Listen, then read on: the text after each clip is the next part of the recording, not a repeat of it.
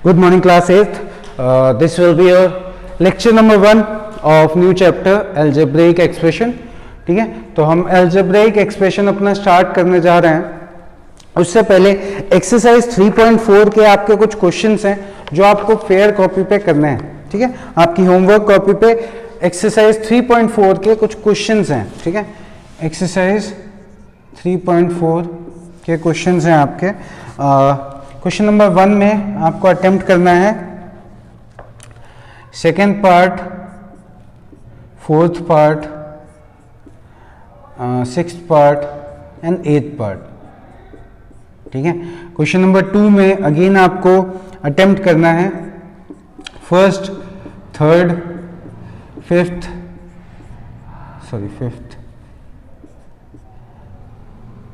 And seventh. ठीक है, ये क्वेश्चन नंबर 1 एंड 2 करना है. उसके अलावा आपको क्वेश्चन नंबर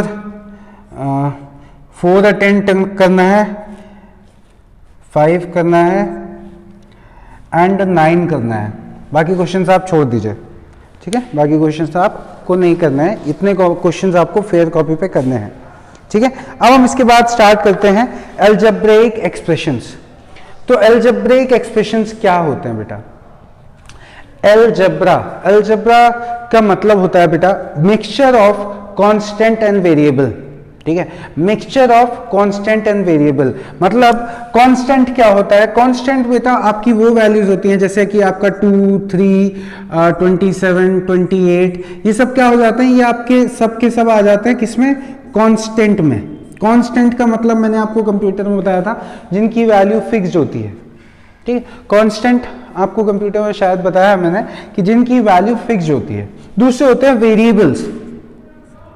वेरिएबल्स नाम से ही वेरिएबल है, मतलब जिसकी वैल्यू फिक्स ना हो, जैसे कि x हो गया, x स्क्वायर हो गया, x y स्क्वायर हो गया, है ना, z a हो गया, कुछ भी हो गया. तो ये जितने भी टर्म्स हैं ये क्या है? वेरिएबल है. इसमें इसका मतलब क्या है कि इसमें x की वैल्यू कुछ भी हो सकती है ना.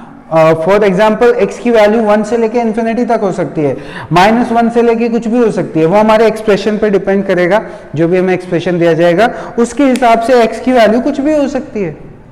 ठीक है, ये बात समझिएगा. अब जब हम वेरिएबल और कांस्टेंट को मिला के कुछ लिखते हैं तो उसको हम अलजेब्रिक एक्सप्रेशन बोलते हैं.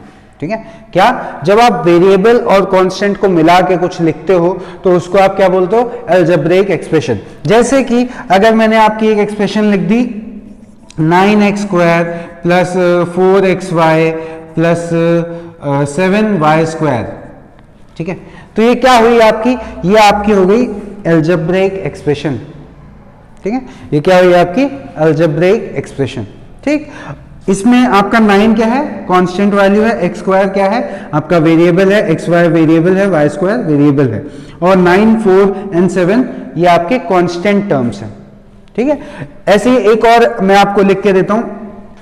मान लो एक्सप्रेशन लिख देता हूं 20xy plus 5z square plus 8x square, है ना. तो ये भी आपकी क्या है? ये भी आपकी अलजेब्रिक एक्सप्रेशन है. ठीक है, बात समझ में आ रही है? अलजेब्रिक एक्सप्रेशन मतलब जिसमें आपके नंबर्स हो और अलजेब्रिक टर्म्स हो, वेरिएबल्स भी हो, एक साथ हो, तो उसको हम क्या बोलेंगे? Algebraic expression. यहां तक सब कुछ क्लियर है? समझ में आ रहा है अलजेब्रिक एक्सप्रेशन है क्या? ठीक, अब इसमें जो दूसरी इंपॉर्टेंट चीज है वो होता है लाइक टर्म. लाइक टर्म, ठीक है, तो लाइक टर्म हम कभी भी कांस्टेंट के हिसाब से डिसाइड नहीं करते. ठीक है, लाइक टर्म हम कभी भी कांस्टेंट के हिसाब से डिसाइड ही नहीं करते. हम लाइक टर्म डिसाइड करते हैं वेरिएबल्स के बेसिस पे. ठीक है, मतलब जिनका वेरिएबल सेम होगा वो लाइक टर्म होंगे. कांस्टेंट वैल्यू सेम होना हो, अगर वेरिएबल सेम है तो उनको हम क्या बोलेंगे? Like term. जैसे कि फॉर एग्जांपल यहां पे ये 4xy है और यहां पे ये 20xy है, तो ये दोनों वैल्यूज लाइक टर्म है क्योंकि xy सेम है. ठीक है, ऐसे ही जैसे यहां पे 9x स्क्वायर है, यहां पे ये 8x स्क्वायर है. ऑल्दो इनका कांस्टेंट टर्म 8 और 9 अलग अलग है, लेकिन जो वेरिएबल है वो सेम है. तो अगर वेरिएबल सेम होता है तो उसको हम क्या बोलते हैं? लाइक टर्म बोलते हैं. ठीक है, क्या बोलते हैं, लाइक टर्म। तो अगर आपका वेरिएबल सेम है तो उसे हम लाइक टर्म बोलेंगे, और कांस्टेंट वैल्यू अलग है उससे कोई फर्क नहीं पड़ता। ये बात समझ में आई, सिंपल है। बस आपको इस पे ध्यान रखना है और आपकी अलजेब्रिक एक्सप्रेशन की फर्स्ट एक्सरसाइज आप बड़े आसानी से कर लोगे, है ना।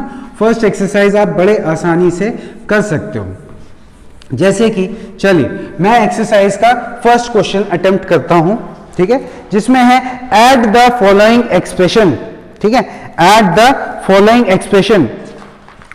उसके बाद भी है सब्ट्रैक्ट है, उसके बाद फिर है आपको from the sum of this and this subtract. देखो एडिशन और सब्ट्रैक्शन का मैं एक एक सवाल लेता हूं, उसके बाद आप घर पे बाकी के पूरी एक्सरसाइज कंप्लीट करोगे, ठीक है। आपका होमवर्क रहेगा, आपको उसको प्रैक्टिस रजिस्टर पे करना है, ठीक है, प्रैक्टिस रजिस्टर पे करना है। तो मैं आपको पहला सवाल ले लेता हूं। पहला सवाल है एडिशन का। तो एडिशन का मैंने फोर्थ पार्ट लिया, यह है आपका 5xy minus 3yz plus 7zx, ठीक है, और है उसके बाद दिया गया है यहां पे 7yz minus 11xy minus 3xz, ठीक है, और दिया गया है आपको 12xz minus 9xy plus 8yz, ठीक है। तो ये आपको दिया गया है, इतना हमको दिया गया है और बोला गया है कि आपको इनको ऐड करना है, ठीक है। तो सबसे पहले एडिशन के फॉर्म में लिख लेते हैं। और एक चीज ध्यान रखना, लाइक टर्म में ही ऐड होता है, लाइक टर्म में ही सब्ट्रैक्ट होता है, ठीक है। सिर्फ लाइक टर्म ही ऐड होते हैं आपस में, और लाइक टर्म ही सब्ट्रैक्ट कर सकते हो आप आपस में, एक चीज का ध्यान रखना। चलिए अब इसको हम लिख लेते हैं। तो ये क्या हो जाएगा, 5xy minus 3yz plus 7zx, ठीक। अब 7yz है तो yz वाला हम yz के नीचे लिखेंगे। देखो ये क्या है, 7yz माइनस 11xy, तो yz है 7yz, तो इसको हम yz के नीचे लिख देंगे क्योंकि हमारा yz लाइक टर्म है। फिर है माइनस 11xy, तो xy वाला है तो xy के नीचे लिखेंगे, तो माइनस 11xy। फिर माइनस 3xz, तो माइनस का 3xz।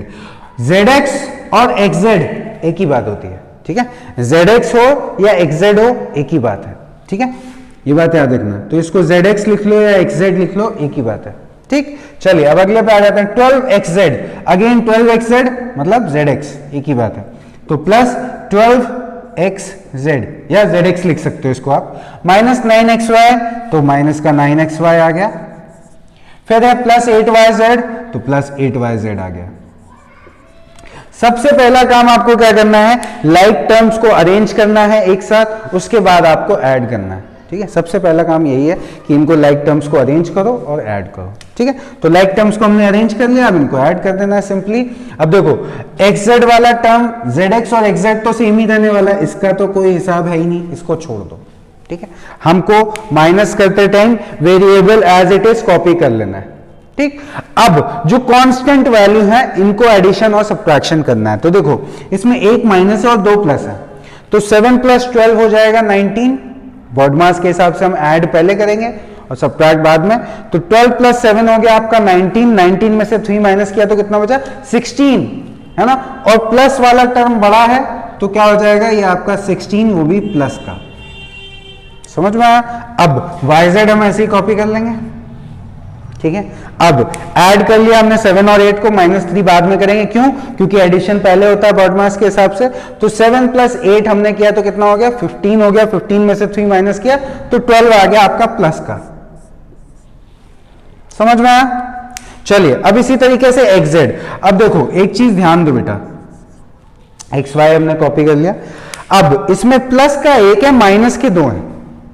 तो जब दो माइनस के होते हैं, आपको ये बात पता होगी कि जब माइनस माइनस होते हैं और इनको हमें प्लस करना होता है, माइनस प्लस माइनस करते हैं, तो क्या होता है, ये आपके ऐड तो हो जाते हैं लेकिन साइन नेगेटिव रहता है ना। जब आपके दो माइनस को हम दो माइनस हैं ये, ठीक है, तो क्या होंगे, ये ऐड हो जाएंगे लेकिन इनका साइन नेगेटिव रहेगा। तो बेटा 11 प्लस 9 कितना हो गया, 20, ठीक है। 11 प्लस 9 कितना हो गया, 20, लेकिन माइनस का 20, ठीक है, ये कितना हुआ -20। अब -20 में +5 करोगे, -20 में +5 करोगे तो कितना बचेगा -15। तो ये -15 आ गया बेटा आपका। समझ में आया? कुछ इस तरीके से आपका एडिशन होगा। सबसे पहले तो लाइक टर्म से लाइक टर्म मिलाओगे आप, ठीक है। उसके बाद जो वेरिएबल वाला पार्ट है उसको एज इट इज कॉपी करोगे और नंबर्स को ऐड और सब्ट्रैक्ट कर दोगे, ठीक है। कुछ इसी तरीके से आपको सब्ट्रैक्शन वाला पार्ट भी करना है और आपकी पूरी एक्सरसाइज आपको प्रैक्टिस कॉपी पे करनी है, ठीक है। एक्सरसाइज 6.1 प्रैक्टिस कॉपी पे करनी है, ये आपका होमवर्क है। अगर आपको इस चैप्टर में, इस एक्सरसाइज में कोई बात नहीं समझ में आती, कोई क्वेश्चन नहीं आता है तो आप ग्रुप पे पूछोगे, वरना कल मैं नई एक्सरसाइज स्टार्ट करवाऊंगा, ठीक है। क्योंकि इस एक्सरसाइज में ऐसा कुछ भी नहीं है, आपको सिंपली क्या करना है, सारे के सारे वेरिएबल्स को एक साथ रख के ऐड कर देना है, ठीक है। समझ में आ रहा है? तो बस आपको एक्सरसाइज 6.1 प्रैक्टिस कॉपी पे करनी है, ये आपका होमवर्क हो गया, ठीक है क्लास। समझ में आ रहा है? Thank you class.